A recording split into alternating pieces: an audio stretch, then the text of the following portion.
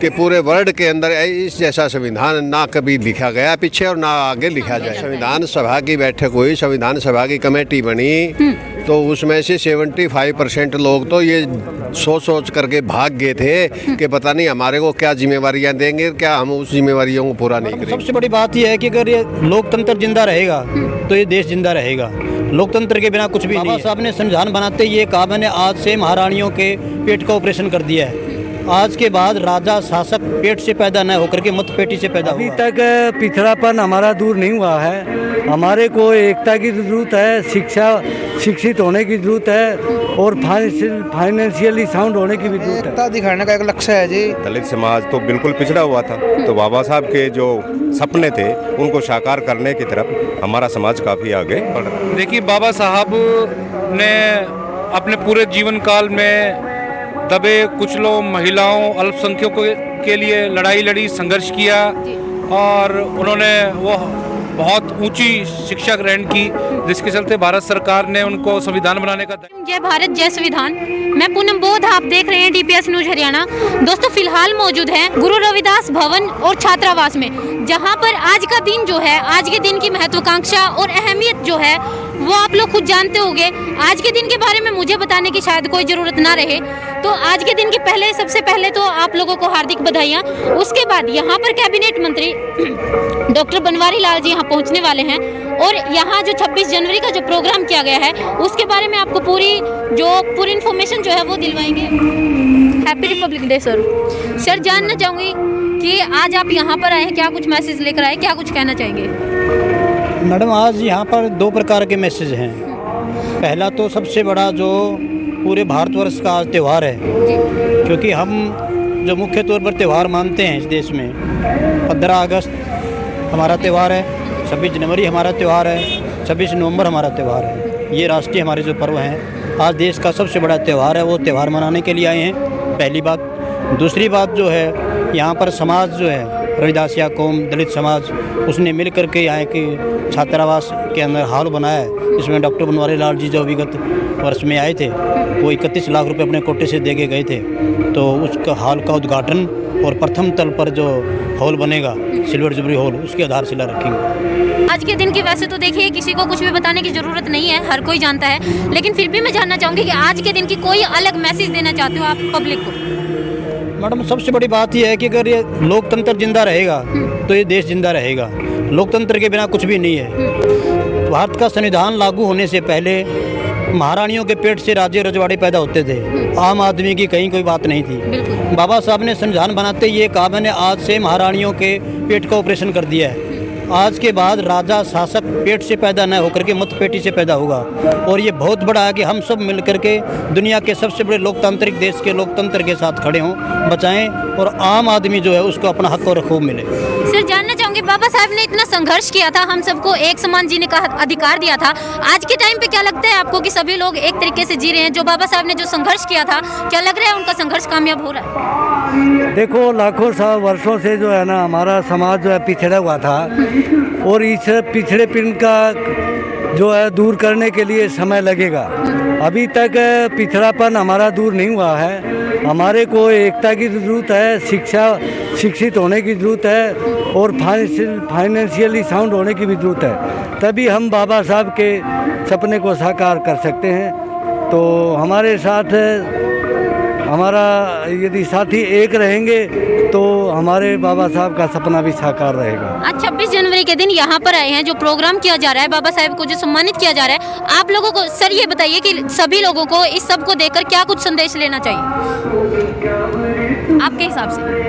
नहीं, संदेश तो यही है कि हमें एक होकर रहना चाहिए। जिस प्रकार से एक मुट्ठी होती है, यदि हम एक मुट्ठी के अंदर रहेंगे तो हम 100 के 100 हैं, और यदि खिंड पिंड हो जाएंगे तो एक उंगली को तो जब भी तोड़ के फेंक सकते हैं। तो इस करके हमने संगठित सबसे ज़रूरी है, तभी हमारा कामयाब हो सकते हैं। सतनाम जी, आपसे जानना चाहूँगी, आप यहाँ पर आए हैं, किस उद्देश्य से आए हैं, क्या कुछ कहना चाहेंगे बाबा साहब के बारे में? आपकी क्या प्रतिक्रिया? ये हमें एकता दिखाने का एक लक्ष्य है जी। यहाँ आने का एक रहना है, एक ही जागरूक करना है, सारा समाज को इकट्ठा करके, हर एक बिरादरी से गिनती है, एक होकर के रहे, यही सर मैं जानना चाहूंगी कि आज जो प्रोग्राम है, बाबा साहेब ने काफी संघर्ष किया था, उसके बाद में हम सबको एक समान जीने का हक दिलवाया था। आपको लगता है सर कि क्या कुछ बाबा साहेब का जो संघर्ष है वो रंग लेके आ रहा है? कितना हाँ, अभी तो काफ़ी मतलब बाबा साहब के जो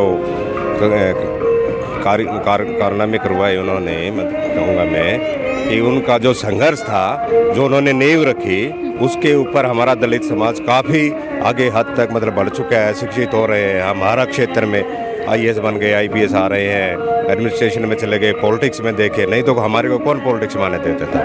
दलित समाज तो बिल्कुल पिछड़ा हुआ था। तो बाबा साहब के जो सपने थे उनको साकार करने की तरफ हमारा समाज काफ़ी आगे बढ़ रहा है।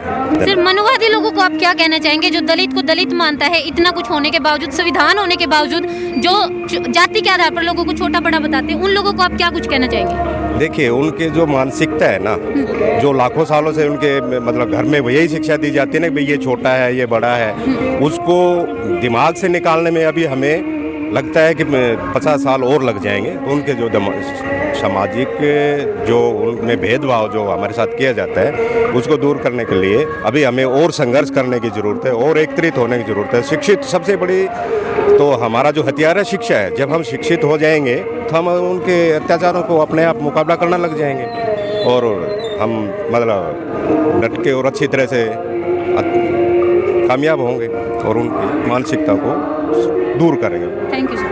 यहाँ पर आज का जो दिन है, आज के दिन की महत्वाकांक्षा महिलाओं के लिए है और जो दलित कास्ट के लोग हैं उनके लिए ही नहीं बल्कि हर समाज के लोगों के लिए है। आज बाबा साहेब ने काफ़ी संघर्ष के बाद आज के दिन संविधान को लागू किया गया था और इसमें समाज में हर किसी को समान अधिकार से जीने का हक दिया गया था। दोस्तों मैं आप लोगों की राय जानना चाहूँगी कि आप लोगों की क्या राय है? क्या जाति के आधार पर किसी को भी छोटा बड़ा बताया जाना जायज़ है? आगे की जो तस्वीरें हैं, यहाँ पर डॉक्टर बनवारी लाल जी पहुँचने वाले हैं, उनके पहुँचने के बाद जो उनकी जो राय होगी वो हम आप लोगों को दिखाने की कोशिश करेंगे। दोस्तों आज जो 26 जनवरी का जो प्रोग्राम है उसके अंदर की हम तस्वीरें आपको दिखाते हैं। जो गुरु रविदास भवन और छात्रावास जो है उसके अंदर की तस्वीरें हम यहाँ दिखाते हैं और यहाँ पर जो प्रोग्राम है उसकी जो तैयारियां हैं वो आप लोगों को बहुत ही अच्छे तरीके से और पूरी डिटेल में आपको जानकारी देने की कोशिश जानना चाहूँगी। आज के दिन यहाँ आए हुए क्या कुछ संदेश आप देना चाहते हैं? संदेश यही समाज का काम है, ये हाल है, समाज ने मिलजुल के ना कुछ ग्रांट से ये बढ़ाया है तो समाज इकट्ठा हो रहा है तो अच्छी बात है। ये आप लोगों का मकसद क्या है सर यहाँ पर आने का? 26 जनवरी पर मकसद आने का ये है कि मंत्री जी आ रहे हैं, यहाँ इस हाल का उद्घाटन करेंगे और उसके बाद जो है ना बच्चे हॉस्टल में काफ़ी रहते हैं यहाँ, तो दूर दूर से पढ़ने के लिए आते हैं। तो Republic day sir. Thank you sir. इस तरफ आपको बहुत बहुत मुबारकों। सर जानना चाहूँगी आज के दिन यहाँ पर आए हुए क्या कुछ मकसद, मतलब क्या आप लोगों को संदेश देना चाहेंगे? पहला तो देश के सभी देशवासियों को जो है गणतंत्र दिवस की शुभकामनाएं, हार्दिक शुभकामनाएं। और आज हमारे यहाँ प्रोग्राम मंत्री जी आ रहे हैं, गणतंत्र दिवस पे आए हैं। डॉक्टर बनवारी लाल जी वो मुख्य अतिथि हैं और यहाँ सेकंड फेज़ का इनॉग्रेशन भी करेंगे। हाँ, सेकंड फेज़ का शुभारंभ होगा। सर आज 26 जनवरी के दिन जानना चाहूँगी, 26 जनवरी के दिन जो हमारा संविधान लागू हुआ था उसके बारे में आप लोग क्या कहना चाहेंगे कि बाबा साहेब का जो यहाँ पर महत्वपूर्ण योगदान रहा है संविधान में, तो क्या कुछ कहना चाहेंगे सर आप उसके बारे में? सबसे ये जो देश चल रहा है बाबा साहब के संविधान के कारण से ही चल रहा है जी। ठीक है जी।